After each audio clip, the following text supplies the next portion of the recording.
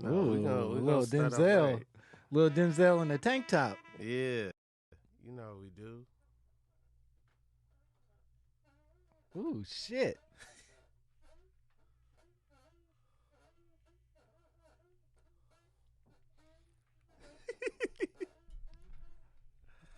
I like this. You know what this is? Of course.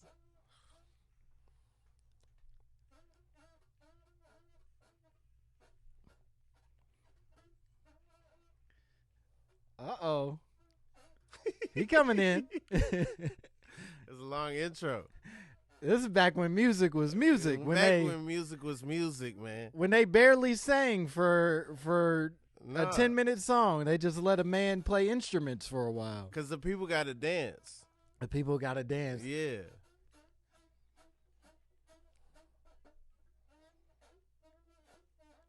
I love this video because Rick James is really focused in the studio. Yeah. He's working real hard to help Yeah. Eddie get his shit together. Which is interesting because, like, a song about a girl that does too much cocaine, you would think Rick James would not be down for it. You He's know? like, no, I got to sober up so that I can help my man make a song about cokehead girls. That's right. Khaled did his. Yeah. Are you a Khaled fan? Are you a big fan of what Khaled does? A lot of people have been asking me that recently. Oh, no, I'm sorry that's happening to you. It's like, yo, do y'all think I followed him on Snapchat? 1 week, 1 week of, Hey, man, I being noticed inspired. you bought a bunch of DJ Khaled merch, and I'm wondering, are you a big fan? Or? I mean, I thought I was included in We. He said we the best. I thought I was a part of We. Yeah. No, I'm not a big Khaled fan, but I do check him out. I do check out what he does. Yeah. I don't want a Khaled song to sneak in and I don't I last to it. Oh, I got you. Like when Wild Thoughts happened, it was like, I heard that. I've been on I was that. angry in honor of Carlos Santana. Sure. But, I think that's my big issue with him is that, like, I'm all for a motherfucking remix. I was a Diddy head as a boy, a Diddy daddy, I think we were calling ourselves. I didn't know about the Diddy Daddies. Well, you weren't a part of the crew. But I was he a doesn't. bass mommy. You got to spell the O with a little cent sign. Yeah, I get it. I think my issue with DJ Khaled is that he rarely hides his remixes. You know what I mean? Like, it literally is just the song with a little more bass and snare, and then he's like, we did it again. And it's like, bro, I don't think you did. I think you just took somebody else's music. Yeah. Well, I mean, he's DJ Khaled. He's not artist Khaled. That's fair. And, And I've been holding him to a certain level of responsibility that frankly, he doesn't deserve. Yeah, no, he's just a DJ with a lawyer. It's like, I'm going to figure out how to commodify these remixes that I make. Yeah. Have you seen, he did an interview recently where he's like talking to that dude Speedy, and they're having like Speedy Mormon. Yeah, and he's like he like gets really frustrated at one point because he says, you know what makes me angry is that there are really humans out there that don't believe in us. They don't believe in us. And he's like, it drives me nuts. They don't believe in us. And Speedy literally cannot keep from laughing in this man's face. Yeah, there's a part on this new album where he's like, they didn't believe in us. Jamaica did. And then he plays a reggae song.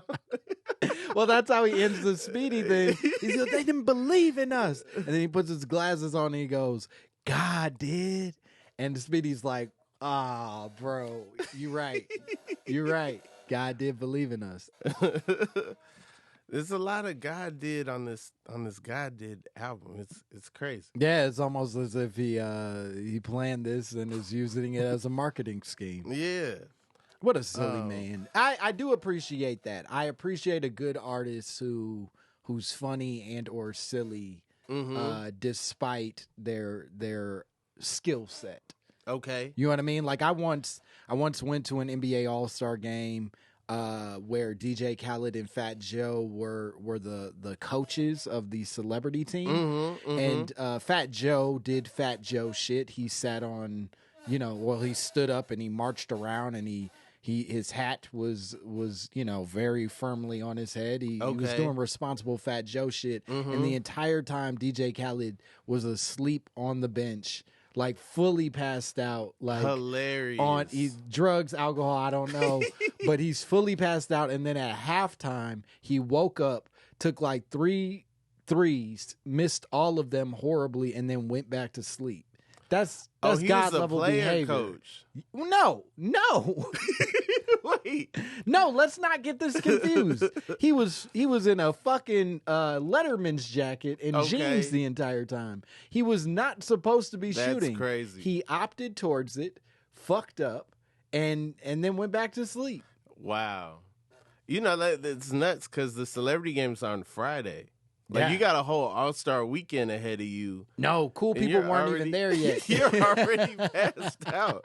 Yeah. This wasn't like a super poppin' celebrity game either. No. Like, the star player, I think, was Lil Romeo. It wasn't... Okay. This wasn't, like, legendary shit. This was truly like, all right, well, I apologize to all my Little Romeo fans. Hey, excuse me, Romeo. He's no longer Lil. He's the most mature out of... his class. He came up at the verses between Bow Wow and Soulja Boy and was like, "Why are we arguing? We're all grown." Like, I just wanted to be on the same stage as Bow Wow because it's never happened. Yeah, like we're not rivals anymore. No, nobody's wondering what this beef is gonna turn into. I have Rap Snacks residuals. Yeah, I'm good. Like. Yeah, I do appreciate Romeo's maturation. He went to college. ICDC. Yeah, well, he didn't go to that college, but he did promote that college for other people to go to. He went to USC, yeah. He went to a pretty legitimate school, and then he was like, "You dumb motherfuckers, you can go over here. You can go to ICDC if you want." Let me introduce you to the people who don't know. My special guest this episode, Langston Kerman. Fuck yeah. You might have seen Langston on Insecure. Uh-oh. You might have seen Langston on Bless This Mess. Goddamn. The Boys. Ooh. You might have seen him on Bust Down. Woo. He's the head writer, executive producer of Eating Ass with Coleman Domingo. Not the creator. Not the creator. Pause with Sam J. Man. Hell yeah. Most importantly, JFL class of 2015 2015, new face, baby. and We Adam did it. Devine's house party. Same year, wasn't it? Yeah, same year. Fuck yeah, we did it both. Season 4, Hawaii. What's up? The only season that matters, if you ask me. Paramount Plus just broke me off with $16. Did you? Know what I mean? You got some money? Yeah. Oh man, I don't see much money from Adam Devine's house Gotta pay party. those SAG dues, dog. Oh, is that what it is? I'm all behind. them 32-cent checks probably adding up. You know what I mean? Oh boy, I gotta get that 32. That was a fun fucking. That was a good trip. It was incredible. It was incredible to go from like I was down bad at that point. Oh, weren't we all, my man? like if something went awry, I would just live in Hawaii. Yeah. I would start the Hawaii scene, or the Hawaii scene would turn up because it's like Rob got stuck out here. And now this is what he does. You were just talking about SAG dues. That was the gig that got me into SAG. And it sucks for those of y'all at home that don't realize this. Screen Actors The Guild. Screen Actors Guild is a union that is meant to protect actors, but in order to enter the Screen Actors Guild, you have to pay a giant lump sum of money in order to get in the motherfucker. And so for Adam Devine, I don't remember what we made, but I basically had to pay like $4,000 just to be able to go shoot a thing that was not paying me. It wasn't paying $4,000. I know that. I don't know how much you got. I know how much I got. It wasn't $4,000. It wasn't. Yeah. Even if it was that, it wasn't after taxes and all the shit that made it not what it is. So it was a real like I'm in the hole after this somehow. But it was like, oh, I get a free week in Hawaii just looking at bad bitches and telling jokes. It was incredible. This is cool, man. Yeah, no, I do feel bad because I never had you on my previous podcast. Yeah, no, I took that very personally. The Book of Ye. Yeah. And it was only because you were doing so well. I didn't want to tarnish your brand. Like, it was like, I'm not even going to ask Langston to do my podcast so that he says something wild and then they like stops his heat. Like, this man hotter than fish grease. It was interesting because I watched you guys go through the transition through Book of Ye of being like these hardcore Kanye stans to then being Kanye apologists to then being like fully like, hey bro, we ain't even here with this dude no more, but the premise still stands, so this is what we're doing. And I think I was already further on the I don't fuck with this shit no more spectrum. That it was like, oh, I'm not gonna be no fun on there anyway. Yeah. It was weird because in my head, starting it, this is the Colbert Report. Kanye is George Bush. I'm Stephen Colbert. I'm playing a character that is like a hardcore Kanye. You know what I'm saying? Fan, like, I am a fan, but I'm like playing it up where, like, in my opinion, Kanye could do no wrong, right? You truly believe in all of it. Yeah. But then what happened is people are not separating it from me. And they're like, you know, Blacks for Trump started coming to my shows and like giving me gifts and stuff. And then that got weird. And then also, you know, people in my family, my friends, they didn't believe me when I'm like, nah, like, I'm not. I'm doing a bit. I'm doing a bit. Yeah. They're like, no, you're not doing a bit. Nah, I'll be honest, I didn't know you were doing a bit. I thought you were legitimately like, nah, I'll defend this man till the day I die for a long time. No, I thought it would be funner if I like amped it up. Like there's some times where I, you know, especially like, cause we started right before he started playing with the president thing.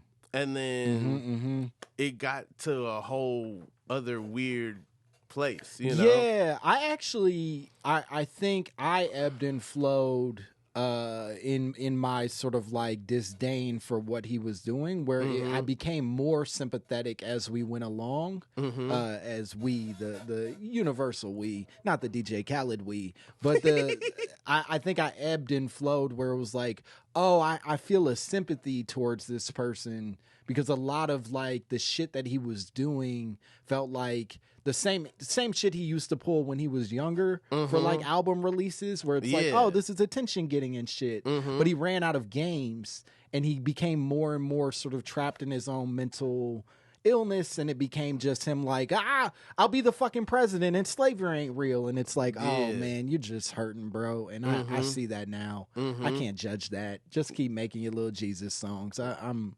chilling. Yeah, but I mean, had a stranglehold definitely on me for a long time. What made you stop? Why'd you give it up? It's stop the podcast. Yeah. Part of Chris didn't want anything to do with it sure. after a while, and then also we were never in the same place. I got you. And I don't know. I just I was out on him for a minute. You know. Yeah. Oh, I forgot. You right on South Side. Oh yeah, but you don't have to list all my guys. Well, yeah.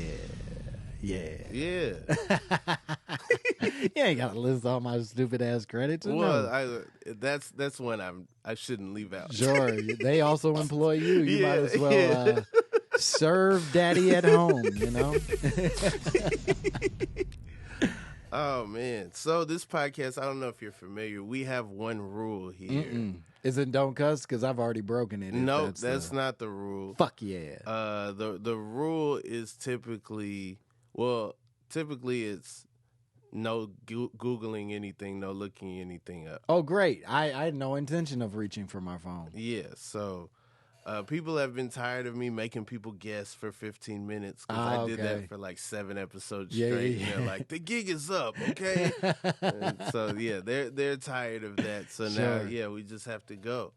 Langston, what reruns do you watch? Do you watch any reruns? If you had to pick one show that you've already seen that you would like to see again, what would that be?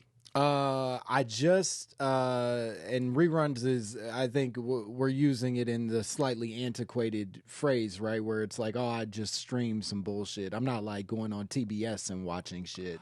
I'm more looking for your TBS answer, but if you have a streaming thing that you're streaming, because I do that. I'll stream in the house and I'll pick a random episode, so it's like I'm flipping through the channels. Yeah. That's gross. Sometimes I'll fast forward like 5 minutes and then try to figure out what's going on. You'll cut off little jokes and be like, oh damn, a commercial break.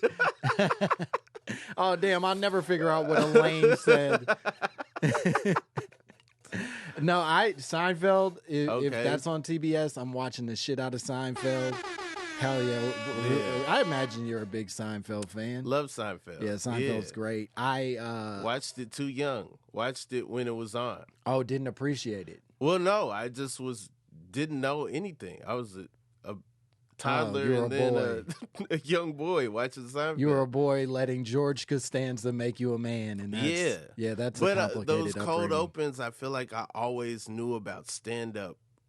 I never didn't know about stand up because of watching Seinfeld at such a young age. Yeah, it's so funny because his cold opens are legitimately the only stand up I've ever laughed at from him. Like, I truly don't find Jerry Seinfeld funny at all. I'm sorry to burn the bridge here. That motherfucker is dry to me. Wow. But those cold opens used to make me laugh as a kid and like as a slightly older person. Now I'm like, move it along, Jerry. I want to see what George is up to. See, those are his bits though. Like bits that he put in the show were his like actual bits. Yeah, I know, but it without the context and without that beep beep boop de doop behind it, it's like fuck you. I don't. So he needed an upright bass. Like if he was a duo, it feels like Jerry and the bass. Jerry and Jazz. Come on, that's pretty cool. Yeah. Now I'm a big fan. But otherwise, it's just a smug billionaire telling me how sandwiches taste. Fuck but he you. wasn't a billionaire at the time. He was getting close. He was a millionaire that did take a pay cut to do a sitcom, but then it ended up working out for him. Yeah, but that's because the worked comedy in his boom. favor for sure. They were making so much money back then. Yeah, no, I'll never forget it. Kyle Ayers told me this story, I think, where he said that Jim Brewer, you say what you want about Jim Brewer now, but back when Jim Brewer wasn't a psychopath, or at least not the version of psychopath he is now, he told Kyle a story that the first time he went to JFL was not him being booked there, but him actually just tagging along with Chappelle and Wanda Sykes. That he just was like, yo, y'all are going, I'll come and hang out. And he was so funny and chilling, just going to after parties and like hanging out, that they offered him a $250,000 pilot deal. That like just some execs in the room were like, yo, whoever that is, give him a pilot because he's great. They Craig Ferguson said he did JFL and he got a holding deal and he wasn't even a citizen in the United States. Like he had to get a visa and everything and switch over just so he could be rich over here. And I heard all these stories, and that's what gave me all the anxiety when I went in 2015 and all that was over. And then I got back and had to pay for this trip I took to Canada. Number one, because you did Unrepped at the time. I did Unrepped. And Unrepped they did especially dirty because they wouldn't pay for your hotel. That's the way they made y'all travel, is by giant steamboat. But no, they wouldn't pay for the hotels. Nope. They pretty much treated y'all like this was a favor they were doing to you to allow you to be there. And since they've sort of corrected some of those wrongs, at least with the new classes and shit. Wouldn't pay for the hotel, and you had to stay with a roommate. Right, that's right. And they'd pick your roommate. Fuck. Like there was a guy in our class, Caleb Sinan, one of my best friends. Started comedy together. They knew we both got it, and they wouldn't put us in a room together. Fuck. Yeah, it's not even a competition. It's not like we would have got an advantage. Like, we're on the same show, the same night. They were like, you guys are going to plot together. Yeah, and this you can't guys work. are going to be laughing all night. We can't have that. No, you can't have fun at JFL. Yeah, change in front of strangers.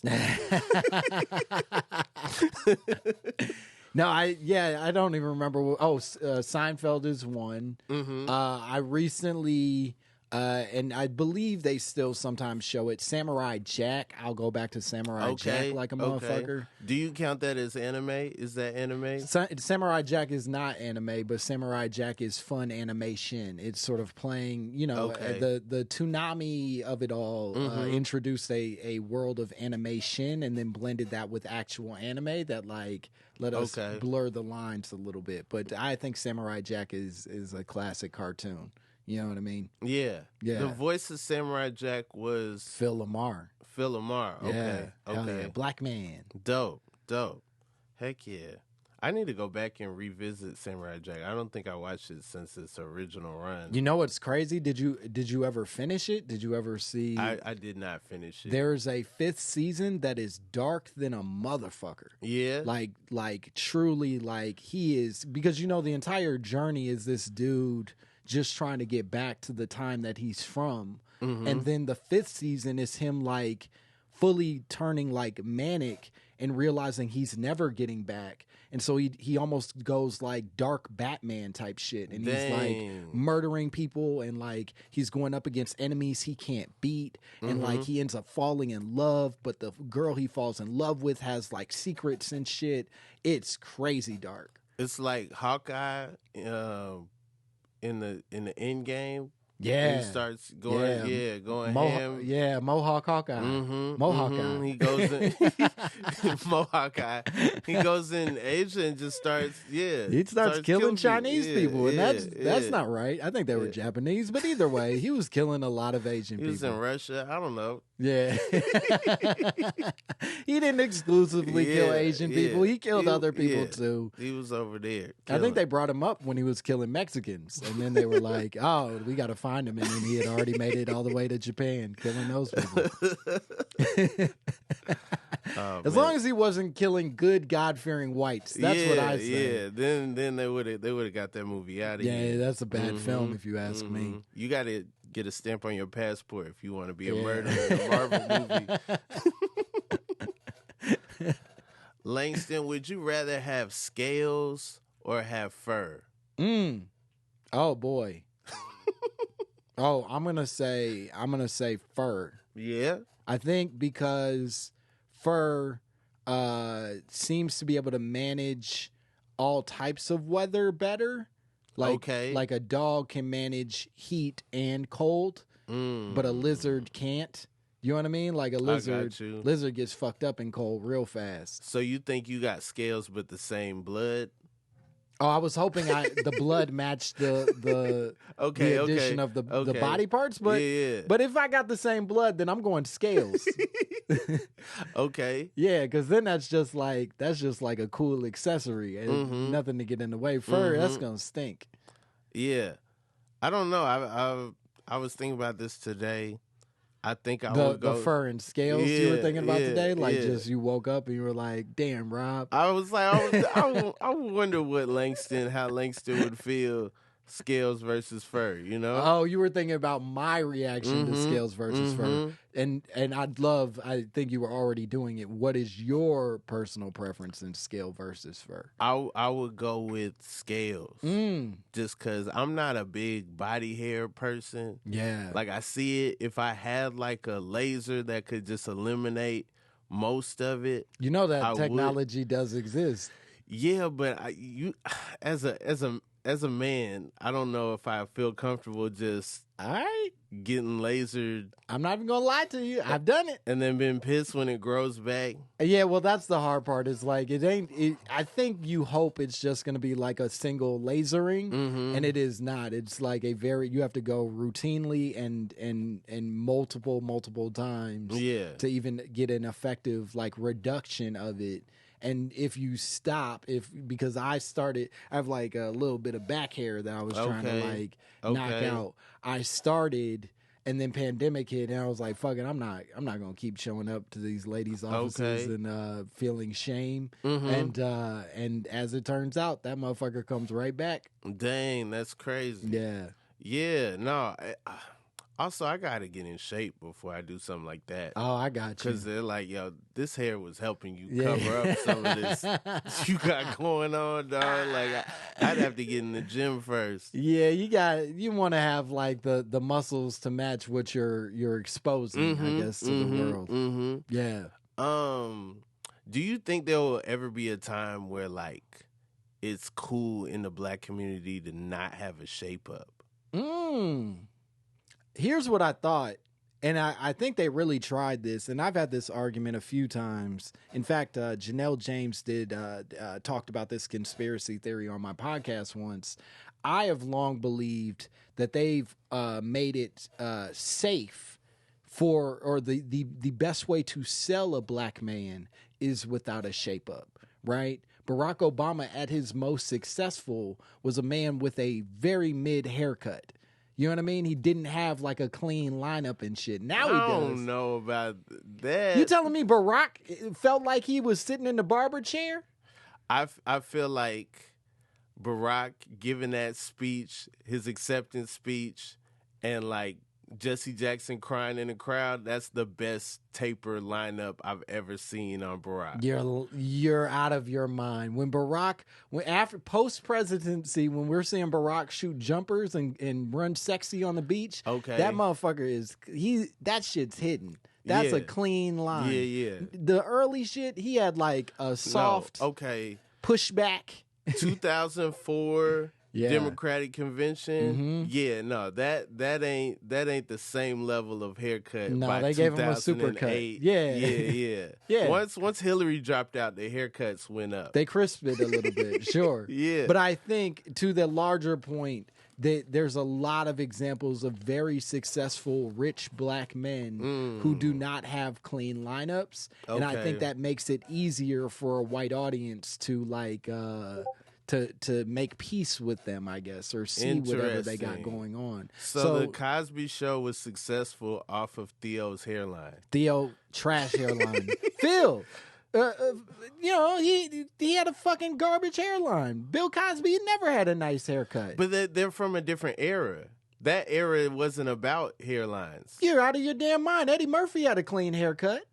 But he was the young guy. All right. He was like that's like the skinny jeans of their time. It's like you young boys out here edging up your fronts. Look at you. You wasted all that time. What was that, 15 minutes of your day? You could have been out here surprising women. Yeah, no, Ahmad Rashad, that picture of him, OJ, and Bill Cosby at his wedding, it's like, no hairline in sight. No, not at all. And then, Ahmad Rashad it took years before he cleaned his hair up, and that was the divorce and him being back out in these streets and shit. He took some of that Pop Secret money and invested in a barbershop. Is that what you know Ahmad Rashad for, Bess? It's his Pop Secret, and then it's the inside stuff. Yeah, that was. And then it's the rumor that he was an NFL wide receiver. Oh, sure. I would have gone inside stuff first. Yeah. Then the wide receiver, and then Pops. That's where I'm at. All right. But I hear you. Yeah. Ahmad Rashad, he was in The Last Dance. Interviewing Michael Jordan. Michael Jordan did not care. Had the shades on. It's one of those. It's such a funny thing because there have been so many people over the course of like probably Michael's entire career who have claimed him as their best friend. And Michael Jordan has never once claimed any of these people as his best friend. So funny. Yeah. Ahmad Rashad is like, he's my best friend in the whole world. And Michael's like, I don't know, he's fine. And then Charles is like, honestly, me and Michael, the bond could never break. And he's like, I truly would dismount Charles. They haven't spoken in 20 years. Yeah, because Charles said something kind of negative about him. And Michael was like, when fuck he was that on dude. the Wizards. Yeah. He was like, he's not as good at basketball. And Michael was like, I'll never be your friend again. Yeah, it was just nuts because, like, everyone makes fun of Jordan on the Wizards. Yeah. It's just, Charles Barkley's in his call log. But also, I think it's because he had not made peace with the fact that Charles had transitioned out. Yeah. Like, you're not a player anymore. You're a dude who talks shit on, TV. And he's like, nah, but you're supposed to be my boy. You're supposed to be my man, and you believed in me. And now here you are not. I'll never fucking forgive you. It's nuts. Because he actually wanted Charles and Patrick Ewing to like join him on the Wizards, and there was like a thing about them practicing and stuff, and Charles like dropped out, and like I think Patrick ended up playing on the Magic at that time. He had a year in the in Orlando. Oof, hard to watch. Not good basketball. Rough days. All those. There was a time where like veterans really turned to veterans, and like, but we're still like the big names in the league somehow. You know what I mean? Like that year that it was like Charles Barkley, Clyde Drexler, Olajuwon, and I think Scotty were all on the Rockets together. And it was fucking oof. They looked like old men. They looked like old men. It just looked like the oldest dudes in the league, but they were still technically like the big stars, and it was a weird transition for the NBA. They got a lot of Sunday games, a lot of Sunday on NBC games. With big old pads on their knees and shit. Langston, we've hooped together. Yes, we have. Yeah. What would you say about the Rob Haze experience? Game? Yeah. Oh. Oof. Oof. Listen, I'll say this. You're a good rebounder. Okay. You hustle hard for those rebounds. I do. And I won't take that from you 1 second. Everything else, I plead the fifth, you know? Okay. All right. Now, I've learned on other podcasts I've listened to that you used to do martial arts growing up. Oh yeah, I did. I did karate. Okay. I was gonna say that, but then I was like, if you jump out with karate and it's not, people get upset. Yeah, no, I think technically it was taekwondo, but it was one of those things where like I was in a suburban neighborhood, so all of it's meaningless. It's just a dude who like kind of studied for a few months and then became the sensei of this rec center, you know what I mean? So I made it all the way to Greenbelt. Okay. Yeah. Okay. Were there like kids your age in your class? There was. So I actually in a weird way had a bunch of people who I kind of like developed with. Like we all started together with this dude Sensei JoJo. He was this real buff Asian dude named Sensei JoJo. He was fucking good as shit. And his vice sensei, I don't know if that's the correct term, but his number 2 sensei was this lady named Sensei Princess, and she also was really dope. But then Sensei JoJo left. And Sensei Princess started her own shit that was above the library across the street from my school. And so we would like go into this room above the library, and once Sensei Princess took over, she started bugging. She like started incorporating like Christianity into the karate. So y'all are like, gee, sus. Yeah, like we would have to like recite biblical verses while we were like doing karate and shit, and it got fucking weird. And my dad's an atheist and I wasn't, you know what I mean? Like I didn't come for this. She would like send us home with like, you need to read Psalms chapter 13 such and such before you come back here and tell me why that matters to your high kicks. And then we were like, I think it's good. Sensei Princess really let the power go to her head. Sensei Princess. Yeah. Was Sensei Princess black? Absolutely she was. You know, when she incorporated God into karate, that was a black lady doing black lady shit. Black lady karate show. Yeah, having karate practice above a library is hilarious. It's already, listen, it was already starting in a bad place. Do you know what I mean? I would have to literally walk through stacks past like people studying and shit in my gi, in my shit, and then get, fully dressed upstairs and then go in. that's already not like super encouraging. But then when I get up there and you're like, now you telling me I'm a sinner, it's this is too much. You know what I mean? How do I spar when I'm a sinner? You didn't win because you're filled with sin. It's like, oh boy, Sensei Princess, I'm gonna go. I took karate at a Ben Hill gym in Atlanta. And our sensei's name was Coach Bell. I love the starting point because he's already like, look, I'm not legit. Yeah. Just call me Coach. And Coach Bell would have us do duck walks for like 30 minutes on some like Danielson type of stuff. And then the last 30, we might do kicks or kata or something. And then no one in our class was my age. Everyone was way younger. Oh, no. And so, like, yeah, because I'm like, yo, I'm going to take karate. It says 6 to 18 on the thing. Listen, it says all ages welcome. I need I fall into that category. You know, I want to like, yeah, I want to train. I'm in high school. It's like, it's time. It's time. I need this, you know? These boys keep fucking with me. I need to study.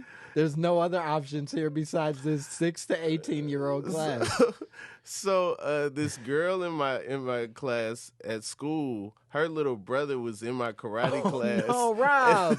She told everyone that I was in a karate class with her brother. And this is around the time that like Ether came out. It was like all bad. It was all bad. You're 36 in a karate class.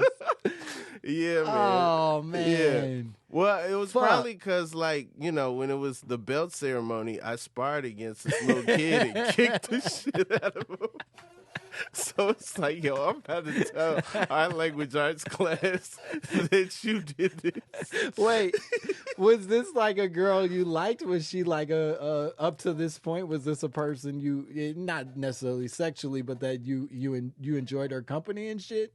I mean, she was cool. She was she was. So this was fine. real. Yeah. This was real like scoundrel behavior that she turned on you and announced it to everybody. Nah, she was like one of them people that like couldn't hold water. You know, just like it wasn't like oh, I'm gonna ruin Rob's day, but it was just kind of like, hey, I saw him outside of school. I have to tell everyone. Wait, so this wasn't so much an announcement. It was just it just became a thing she told people. Yeah, because like other people are malicious and they're like, this is exactly what I needed today. This nigga takes karate. Oh, man, that's. Do you have a bit about this? I do not. Maybe the greatest story I've ever heard in my life. Just an old man in a karate class beating up his classmates' siblings. I mean, I probably didn't put it together that it was like as crazy as it was until like later. I think that's one of the funny things about like about stand up and maybe just the human experience in general is like you spend so much time like, I just need a bit. I need to come up with something. And it's like, oh, all of your lived experiences are silly. And it's going to take a while for you to unearth a bunch of them. But my God, is there always going to be a well to draw from of like stupid shit that you've done that's happened to you that should have never came to be. You know what I mean? Yeah.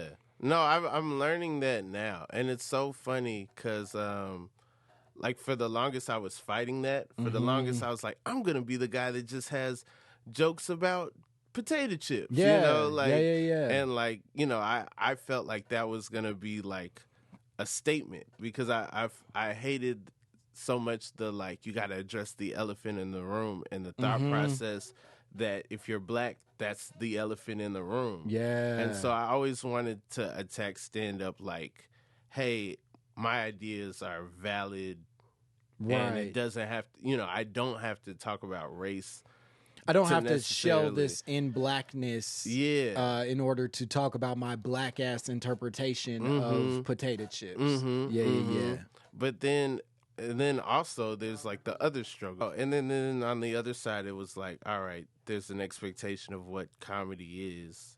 And if I reach for that, I'm just going to be trying hard. And so then, Yeah, I think that's the scary thing with stand-up. And I forget who I was talking about this with the other day. It might have been Gitler Raphael. I don't know if you know him at all. Okay. But very funny dude from Boston, now lives out here. But I was just saying that, like, there's these massive points in our careers where we are just sort of emulating people we admire because we think that that is ultimately how we are going to come to be successful in stand-up. Yeah. So it's not so much copying as it is like being like, I will be like this or this person. And it takes a long time. I've been doing it now almost 13 years. And it took a long time for me to be like, oh, the way that person does it is actually going to work to my detriment. Like I can get jokes off that way, but it's not going to be how I shape a real identity and ultimately find success in this art form. I have to be creating a version of my own voice that is distinct from everybody else. Yeah, no, that's interesting because I don't even think I realized I was doing that. It's just like, I don't know how to do this. Yeah. These people I love, they're the reason why I do this. Exactly. And so, like, for the longest, I was like, Michael Jackson died. I'm doing comedy. This is what I've always wanted to do. Let me just jump into it. You know what I'm saying? What a starting point. Michael Jackson died. I'm doing comedy. That's my origin story because I'm like, yo, Eddie Murphy got a Michael Jackson bit. Yeah. You know what I'm saying? Martin got a Michael Jackson bit. Chris Tucker. Like black comedy kind of has a tree post Richard Pryor of you have to comment on Michael Jackson. Somebody's got to say something about Michael Jackson. I'm never going to get a chance to have a Michael Jackson bit. Yeah. I have to get in the game. Yeah. You know? But then I'm like, I'm trying to do what those guys all we're doing, which is like comment on culture, and it's like I don't even have an understanding of why people would want to listen to me. Yeah, and that's the hardest part, is that the easiest, and none of it's easy, but the sort of entry point for a lot of stand-up, especially today, is commentary on culture. It is sort of these observations about like the things around us in media, in entertainment, whatever the fuck it is.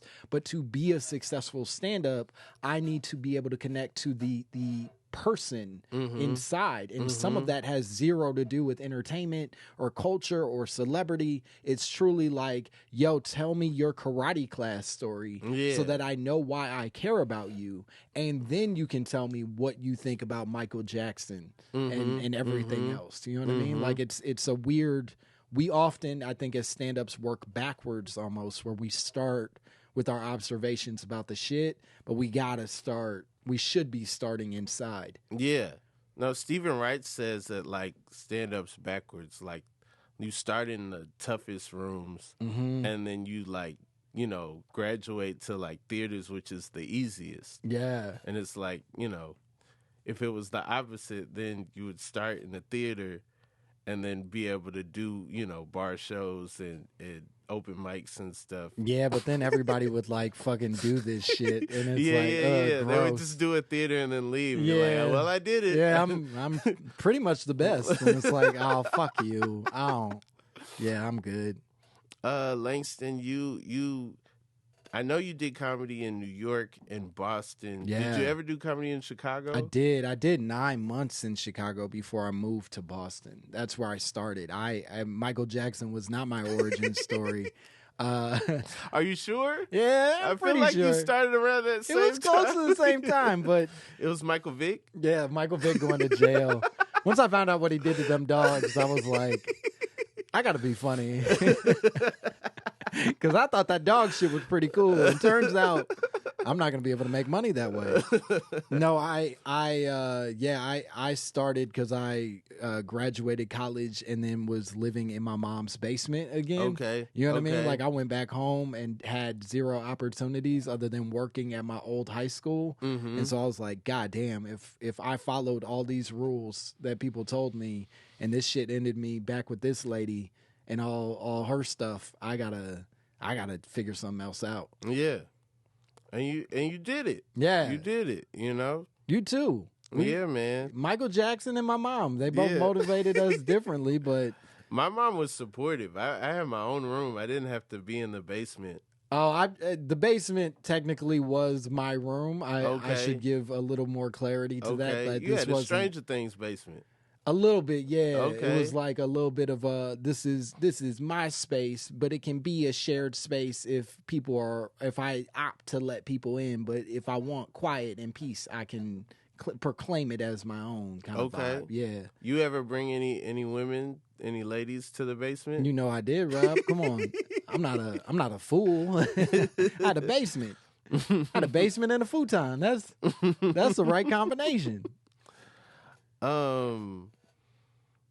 So, I mean, like, are you sneaking them in? Are you sneaking them out? Are they just walking past you, introducing, like, hey, Mom, this is so-and-so? A little bit of both. There were times where I snuck some girls in. My mom, you know, her husband at the time were out the house. My sisters are out the house.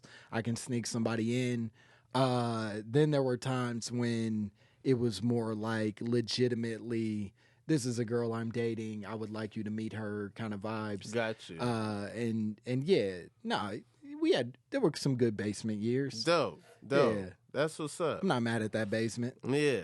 Well, a lot of people don't know about you is that you have a degree in poetry. They do. Yeah, they don't. That I do. I do. I have an MFA in poetry. Okay. That's why I moved to Boston. I was moving there to study poetry under famed poets Robert Parrish, who is not Robert Parrish. Why did I say Robert Parrish? I was about to say, Robert Parrish. Robert Parrish, he's a poet. Yo, he's double an NBA zero legend. as a number is poetic. The chief as a poet. No, Robert Pinsky was my professor, who was a former poet laureate, and then Louise Glick was also my professor, and she's also a former poet laureate. Okay. Yeah. All of this is super helpful to the listeners. Come I'm sure on, they're Amanda riveted. Gorman listens to the show. Okay, well, you know? She is not a poet laureate, but she's doing something. Yeah. Hell yeah. So wait, what does it take to be a laureate? I think be appointed by the most powerful white poets of whatever organization kind of thing. It's basically means like you're kind of like poetry president for a short period of time. Okay. Yeah. Okay. And so, like, I don't know. Did you think like were you looking towards that path? Mm-hmm. Yeah. No, this is pre-comedy. Although by the time I went to grad school, I was doing comedy. But even then, I wasn't fully convinced, or at least had not. I don't know how you felt when you started, but I wasn't. My ego isn't built in a way where I was like, I'm about to be the most famous comedian of all time. I think when I started, I was like, oh, this is fucking cool. And sometimes it works, but I'm going to make sure I have a solid backup plan to sort of support it, because I don't know if I'm going to be successful at this. And so my plan, granted, poetry is not a smart plan, but my plan was I'll get this MFA and then I'll become a professor somewhere. Okay. And then I'll be able to write my poetry books and then teach poetry or literature or whatever it is throughout the day. And boy, did that not work in my favor. Yeah. Yeah.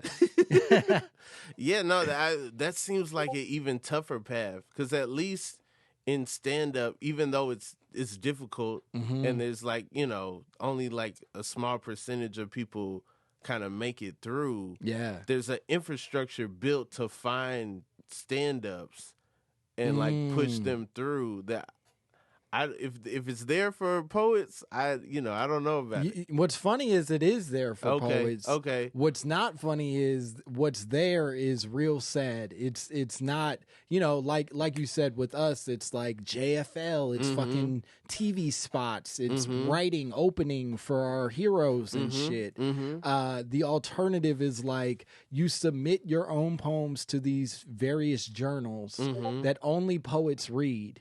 And then those journals eventually you have enough of those sort of circulating that you can now get in touch with publishers and you sort of build a little bit of a name for yourself, and then subsequently you put together a manuscript that you try to get a publisher to put together. But even then, nobody buys poetry books, so it's not like, oh, once I have a published book and it becomes whatever it becomes, it's gonna like. I'm not going to be on Oprah because of this shit. You know what I mean? I'm just going to be somebody's teacher at Carnegie Mellon or whatever the fuck. Did you ever see yourself doing like the Def Poetry Jam type of circuit and stuff? I auditioned 2 different years for Def Poetry Jam when I was in high school. Oh, wow. Yeah, so I came up in Chicago doing like the slam poetry scene there. And really? Specifically, there is a competition that's the largest poetry competition in the world called Louder Than a Bomb, based out of Chicago for youth, right? Youth poetry competition, I should say. And I came up in that, and I was super successful in that competition and had built a bunch of relationships. And so the people that were like already sort of hooked into the HBO shit like tapped me to be like, you should come audition for it. And I did it twice and never obviously made it. But yeah, I tried like a motherfucker. Dang, that's crazy. When I started, I actually didn't start doing jokes. I started doing like funny poems at poetry nights. And sometimes I would do shows with like Georgia Me and like Abyss and like these poets that like lived in Atlanta in the South and stuff. And they would always complain, I would like get big laughs. They would always complain like about how little they made compared to comedians. And I was like, man, that's so interesting. Because in my head, you see people on TV, they're doing the same amount of time. You're like, their life is the same. You know, you just assume everyone on TV makes a ton of money.